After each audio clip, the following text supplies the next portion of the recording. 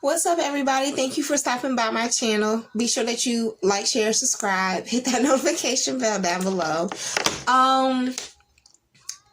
Yeah, I know that was kind of like an impromptu intro, but yeah. Anyway, this your girl, Miss Terrell.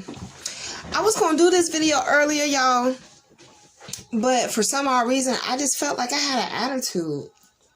So I was like, you know what? I'm just gonna wait and see what happens in between me running my errands, going in and out. Because y'all see, I'm working with only 8 nails here. But then I went, ate, had lunch, and come to find out it was a hunger attitude. Y'all ever had that happen to y'all? You just grouchy, you don't know what for. Then you get your hands on something that's real good and then you forget all about it. It is what it's gonna be, shit. Happy holidays to everybody. I don't know. I just kind of had a brain fart right when I hit the record button. But anyhow, get your water, get your wine, whatever it is that you're sipping on. Go ahead and get it. I'm going to make this really, really quick because, like I said, I'm going in and out today. I got a lot going on. We have Christmas that's coming close and soon. We have other things and extravagances that's going on in the midst of all this COVID type stuff. So make sure that y'all mask up, wash your hands, including your thumbs. So, you know, we can get through this one way or another. Now, I want to have a tea talk about something today. It didn't really hit me. It didn't come into the orbit of something that I needed to grasp until maybe a couple of weeks ago, right? And I've been sitting on this topic for a minute, and that's only because there's nothing worse than someone trying to talk to you or speak to you, converse with you, because there's no such word as converse with you about something that they have not experienced. Like, we all cannot stand that. You know what I'm saying? So what's the one thing that people be trying to converse with you with, and you know damn well they so far from experiencing something like that, they have no business to even be in the same room, let alone trying to have a conversation with you? Put down below if you've ever been through that situation. But anyhow, I digress. The reason why I held off on talking about this topic is because, like I said, there's nothing worse than someone trying to talk to you about something that they have not experienced correctly, positively, healthy. And there's also it just irks me to pieces to think of someone that's bitter, or they're in the midst of trying to figure out what the hell they're going through, to give you advice on something that, you know, they really should just be silent about. You feel me?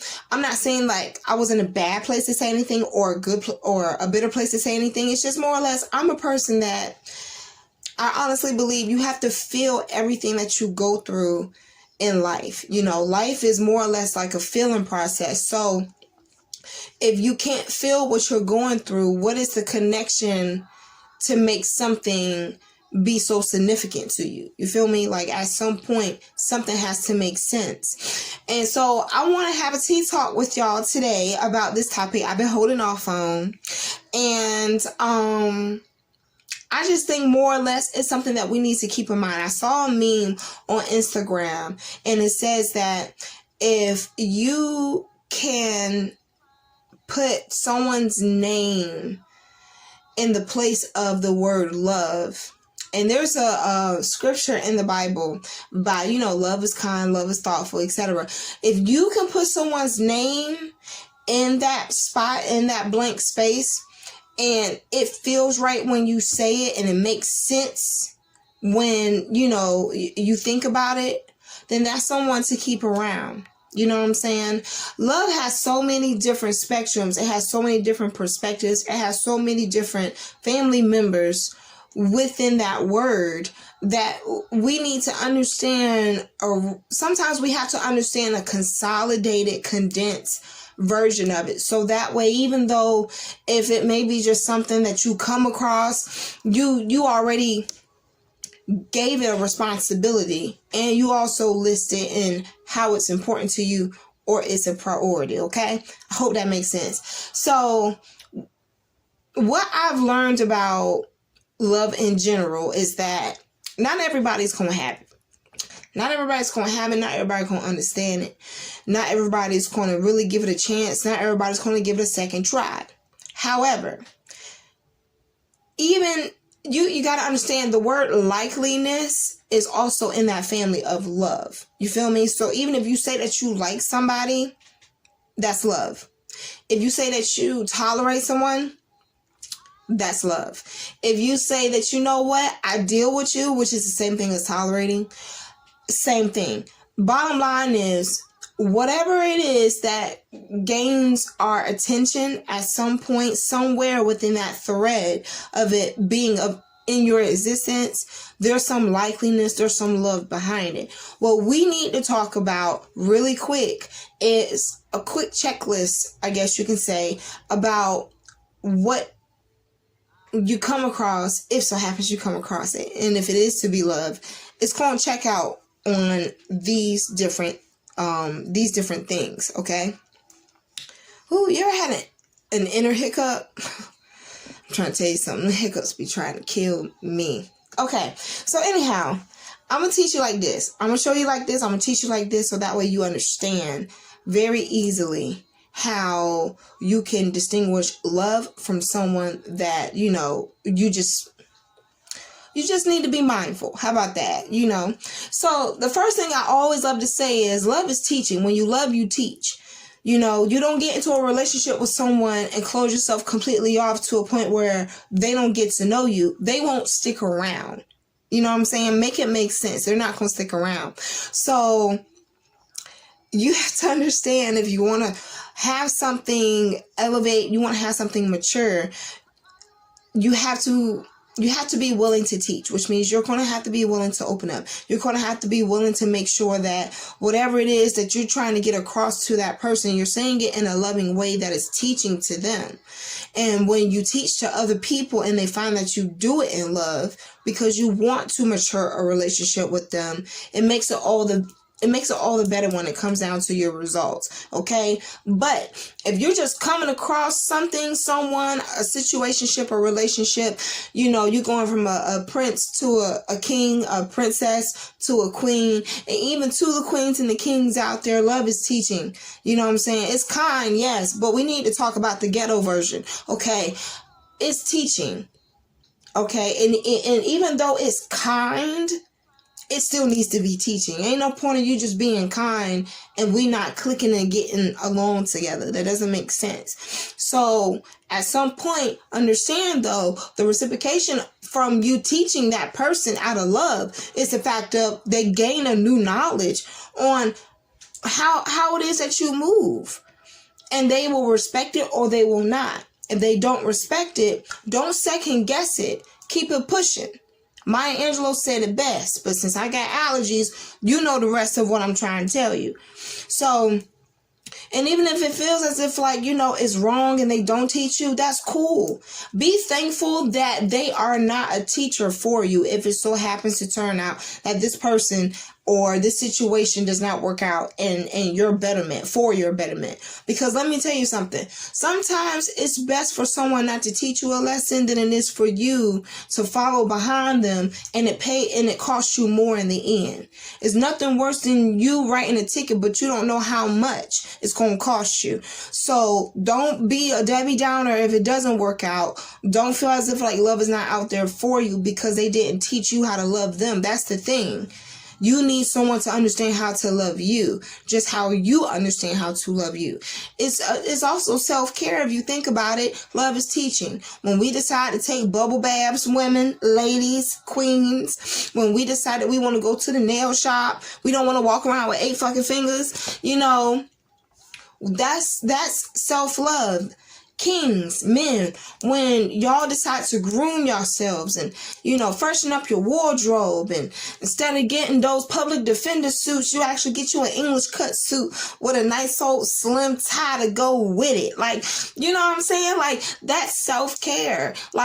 You got to understand, you're teaching yourself. You're showing yourself. You're showing yourself value. There's value in teaching. Do you think ever think about this? You go to the store, you go somewhere every single day that involves you having to use mathematics. Okay? Do you ever think for 1 second the grades that you've learned all of that in, you would have never thought it will go to a point of you learning algebra and helping your kids with math homework, etc. Those are the things that help you flourish. There's love in teaching. We have to be sure how we use it and pinpoint it to help other people. We don't make them feel as if like they're less than. That's the whole entire, I feel like, definition of love. Love is sharing. Love does not stop. It may come to a pause, but it doesn't stop. You feel me? So that's that. I wrote my notes down. I've been busy. Okay, so the second one is this. Love is mindful. Everyone likes to think of idols. They like to think of celebrities, or they think of celebrities as idols. You know what I'm saying? They worship certain things where it's just like, if that was to break, if that person was to go, it will completely ruin your fucking day. Versus you being mindful of understanding things happen, shit happens, but that doesn't mean that you're a bad person, depending on how you take it and depending on what season it's coming from. You feel me? Being like, say for instance, you start with everything. You have everything that you want, house, car, etc. And then the next thing you know, you lose all that shit. Okay, what did you do in the season before to have this happen to you? Because you got to understand, nothing grows without it being watered. So what the fuck is Gonzans? You know what I'm saying? Like, you got to think about stuff like that. So when I say love is mindful, that's you being humble when you come to it. It takes vulnerability. It takes you opening up. It takes you admitting your wrongs. It takes you putting in effort. It takes you being willing to have an algorithm that shows someone that you're not around here being wishy-washy and your eyes are moving like windshield wipers. Okay? You know, there are some people out here in this world that do fully see one person. It's possible. At the end of the day, love has to be the same on both counterparts in order for it to be a union that works. I'm telling you what I know. So when I say love is mindful, someone can come and say something wrong to you right now. The old you, in between you, lunch break you, after 5 p.m. you, in your sleep you, the inner you will have punched that person right in their fucking forehead. Ain't think nothing about it. Would slit their throat right on the fucking toilet. It would have not mattered at all. That's when you put too much emphasis on you feeling like there's only one way to get somewhere. Versus you looking at it like, look, this person they may have said something wrong and ill to me, but instead of me doing all this ID channel type shit to you, I'm just going to take me a couple steps back. Think about what I'm going to say before there go my damn pet child. Before I haul off and go and do something else that will make it so that this would be beyond repair. Love is teaching. Even in its silent time, it is teaching. You have to be mindful of what you put out, so that way you know what you're getting yourself into. And let me tell you something. Last but not least, love is stable. Let me tell you something. It is nothing worse than a roller coaster without a seatbelt. You are in for a motherfucking ride. So kings and queens, when I tell you love is stable, it's a thing of, look, you may have something come up, and though you may vent to this person, because this is something that's happening in the here and now, they're going to do their best and whatever is in their capability to be able to make sure that you have no rocky foundation whatsoever, if they can help it. They're going to put forth their best foot, and they damn sure ain't going to slide back, because what they want in return is someone that is just as stable as how they met you, how you wish to be, and how they see themselves with you. Every step of love is not thought of just to be one-sided. It takes an effort. So I'm going to leave that there. I done saw my pet child come home. Y'all know I love my little baby. So, also, I wanted to put this out here too, because, you know, look at my child. If y'all could see, bring your box side over here. Ay. I need to go get my pet child. He needs his meds. It's time for him to lay down. Y'all be sure to like, share, and subscribe. Hit that notification bell. And I will see y'all on my other channel, The Vivid Dreamer. If not, I will see y'all within the next couple of days for another video. Bye.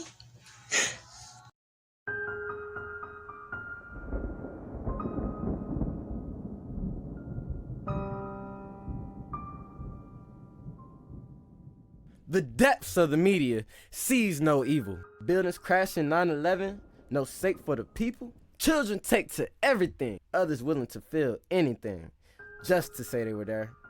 Boyfriends, girlfriends, husbands, wives, domestic violence.